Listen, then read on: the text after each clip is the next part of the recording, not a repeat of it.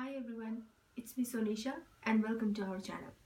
In this video, I'm going to teach you what psychology means, a general definition about psychology, and we will be talking about myths and theories and perspectives that revolves around psychology. So basically, let's talk about the introduction of psychology. Psychology is the systematic and scientific uh, study of behavior of organism, living beings. Living beings, it might be any minute like bacteria, viruses, or giant mammals, whales, reptiles, amphibians, birds, even plants, and so on. So let's move on to the common myths that any psychology studying student or any psychologist uh, incorporates during his or her lifespan.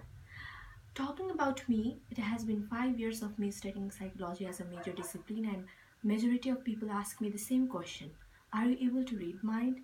So the first myth regarding psychology is no one, if he or she is taking psychology as a major subject, or if he or she works as the psychologist in any organization, it does not mean that he or she can read the mind of people or predict the future regarding it.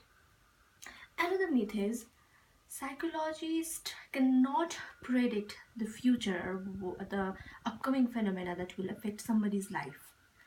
Um, Actually, it's just a social science like sociology, anthropology, or marine science.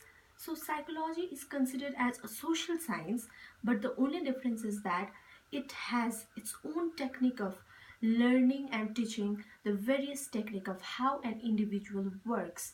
Small activity like how an individual eats, or talks, or communicates, or is integrated towards a society. So this is it.